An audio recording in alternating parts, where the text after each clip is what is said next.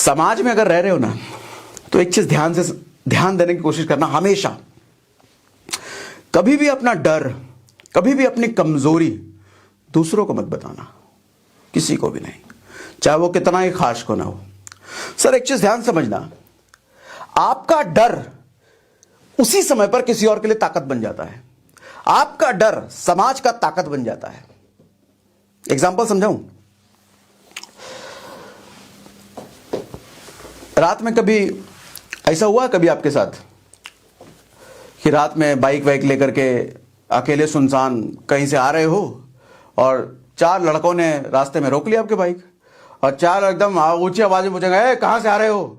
और आपने अगर बोल दिया कि वो दोस्त की शादी से आ रहे हैं भैया, थोड़ा लेट हो गया आज, जैसे आपका टोन लो हुआ, उन चारों लोगों का टोन हाई हो जाएगा। बोलेगा तुरंत आपके बाइक से चाबी निकाल लेगा, ये कोई तरीका? कहा जा रहे, एक थप हो सकता है मार उड़ दे, बाइक वाइक छीन ले, पैसा से ले ले। लेकिन इसके जस्ट उल्टा आपने अगर किया, अब देखो इस केस में क्या हुआ, आपका डर उनका ताकत बन गया। आपने जैसे ही डर दिखाया, उन्होंने इसको अपनी ताकत बना लिया खर्च से। लेकिन इसका उल्टा जैसे ही आपने किया, जैसे उन्होंने बोला कहां से आ रहे हो, बोले तुम कौन हो भाई? कौन हो हमारा जो बाप बनने की कोशिश कर रहे हो? ऐसा लप्पड़ मारेंगे कि अपना चेहरा नहीं पहचान पाओ, चलो यहां से। और जैसे आपने किया, वो कोई पावरफुल आदमी, कोई आदमी, कोई पहुंचा आदमी, अच्छा ठीक है भाई, जाओ जाओ जाओ जाओ। आपने शक्ति दिखाई, उनका डर बन गया। ये दोनों अपोजिट हैं। आपका डर समाज का ताकत, समाज का डर आपकी ताकत। ऐसे कई बार आपको सड़क पे आपने एक्सपीरियंस किया होगा। कई बार आपने देखा होगा कार और बाइक वाले की भिड़ंत हो गई सड़क पर चलते चलते, कार ने बाइक वाले को पीछे सलकट ठोक दिया या बाइक वाले ने सटा दिया कार में। उस वक्त देखना क्या होता है। उस वक्त अगर कार वाले ने बाहर निकल के पहली बार सबसे पहले अगर ऊंची आवाज में बाइक वाले को हड़का दिया, क्या तरीका है, सब साइड देख लेंगे तुमको हम, बाइक वाला तुरंत सहम जाएगा, अरे नहीं भैया वो तो गलती से लग गया था, हम तो जा रहे थे, सट गया वो। और इसका उल्टा अगर बाइक वाले ने पहले चिल्ला दिया कार वाले पे, तो कार वाला फिर डल जाएगा, अरे गलती हो गया, हम तो इधर चला रहे थे, रेड लाइट हो गया, तो आंटी उधर से आ गई, तो बचाने के चक्कर में हो गया। एक का डर दूसरे की शक्ति बन जाती है। अक्सर ये चीज देखने को नोटिस, देखो मैं इन चीजों को नोटिस करता हूं। ये सब चीजें कहीं किताब कोई सिखाएगा नहीं आपको, लेकिन आपको समाज में अपने आसपास होते हुए चीजों से ये सब सीखने की जरूरत है। कॉलेज में, स्कूल में अक्सर देखे होंगे, कोई एक लड़का अक्सर हर क्लास में होता है जिसका मजाक पूरा क्लास उठाता है, पूरा क्लास मजाक उड़ाता है उस एक लड़के का। क्यों? उस एक लड़के में कोई ऐसी कमजोरी होती है जिस कमजोरी को उसने लोगों को बता रखा होता है। ये हो सकता है कि बोलने में उतना स्मार्ट नहीं है, पढ़ने में अच्छा नहीं है, या हकलाता है, या डरता है। कोई ऐसी कमजोरी जो दूसरों को पता चल गई है, सर उसकी कमजोरी पूरे क्लास ने अपनी ताकत बना ली। मजाक उड़ाए, बड़े मजाक उड़ाते। ऐसे ही बच्चे फिर आगे चल के पता चलता है कितनी फिल्मों में कितने हादसे हमने देखे हैं, फिर सुसाइड कर लेते हैं, कुछ अपने साथ कर लेते हैं। सर कमजोरी मत दिखाओ, अपना डर मत दिखाओ किसी को भी, तुरंत सामने वाला उसको अपनी शक्ति बनाएगा। और एग्जांपल दूं, खतरनाक एग्जांपल, एकदम ट्रू। हमारे भारत में अक्सर धार्मिक जगहों पर आप चले जाओ, कोई बड़े बड़े फेमस मंदिर चले जाओ, मथुरा वृंदावन चले जाओ, झारखंड में मंदिर है महादेव का, बम भोले का बहुत पवित्र मंदिर है, बहुत सिद्धि वाला मंदिर है, वहां चले जाओ। कोई बड़ी मंदिर ऐसी जगह चले जाओ आप, वहां पर ब्रोकर बैठे होते हैं। उन ब्रोकर को हम कहते हैं पंडित। दो तरह के पंडित मिलेंगे, एक छोटा पंडित, एक बड़ा पंडित। मंदिर के बाहर ना पंडितों को खड़ा किया जाता है, छोटे पंडित को। और वो छोटे पंडित इतने माहिर होते हैं बॉडी लैंग्वेज को ऑब्जर्व करने में, इतना माहिर तो हमारे देश की पुलिस भी नहीं होगी बॉडी लैंग्वेज को ऑब्जर्व करने में, जितने माहिर वो होते हैं। वो भांप लेंगे ऊपर से कि आप इस जगह पर पहली बार आ रहे हो, ज्यादा दुख से आए हो या फिर अभी भी शादी करके आए हो, ज्यादा खुशी से आए हो, किस वजह से आ रहे हो, भांप लेंगे आपके बॉडी लैंग्वेज से वो। और वो जैसे ही भांप लेंगे आपके पास आएंगे, दर्शन करा देते हैं, बस यहां घुमाएंगे, वहां घुमाएंगे, महिमा बताएंगे, ये बताएंगे, वो बताएंगे। आपको इतना प्यार से बोलेंगे हम तो नई जगह है, बताएंगे इतना कुछ, चलो। और जैसे ही आपने उनका साथ पकड़ लिया, वो हो गया आपका खेल। वो कहां ले जाएगा आपको अपने बड़े पंडित के पास ले जाएगा।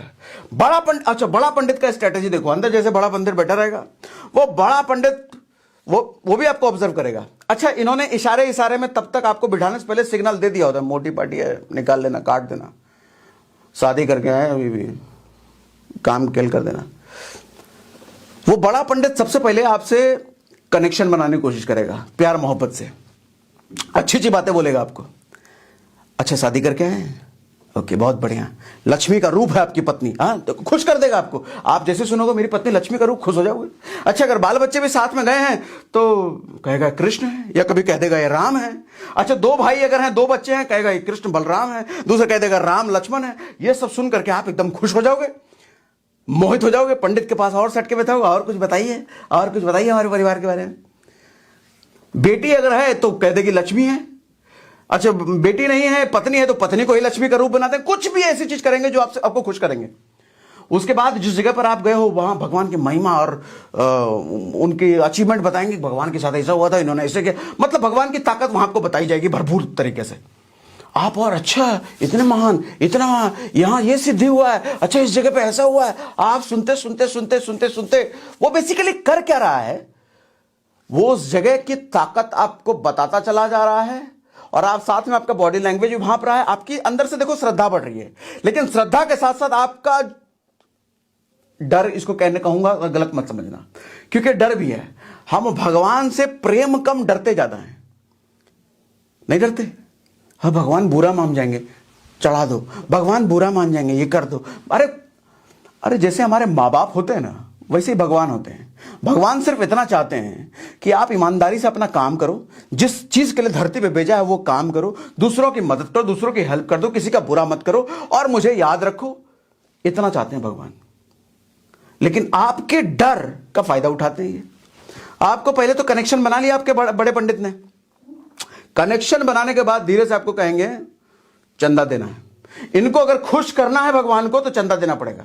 अब चंदा, आप सोच रहे हो इतनी महिमा है तो चलो 1000 रुपए दे देते हैं। आप पूछेगा आपसे कितना दोगे, कितना दान करोगे, बोलोगे 1000 रुपए। 1000, कम से कम 11,000 रुपए लगता है यहाँ पर। बोलेगा 11,000 ज्यादा है, चलो 5,000 दे दो। सर, इन पंडितों के चक्कर में अगर रहोगे ना, ये पंडित इतने जालिम होते हैं, इतने बड़े जालिम होते हैं कि इनका बस चले तो आपके शरीर से बोटी बोटी खींच लें, सिर्फ आत्मा छोड़ दे अपने शरीर में और कुछ ना छोड़े। कितने ऐसे किस्से हैं जो कि हमारे हिंदुस्तान में बड़े बड़े धार्मिक स्थलों पर सोने का चेन दान करवा देते हैं, गले से निकलवा के सोने का चेन दान करवा देते हैं। डर का लेवल इतना बढ़ा देते हैं, क्योंकि आपका डर का लेवल बढ़ रहा है, उसकी ताकत बढ़ रही है। आपका डर लेवल बढ़ा रहा है, उसका काम ही है कि आपका डर का लेवल बढ़ाए, ताकि उसकी ताकत बढ़े, उसकी बात को आप मना ना कर पाओ। सर, जमीन जगह सब लिखवा लें, ऐसे ऐसे होते हैं ये।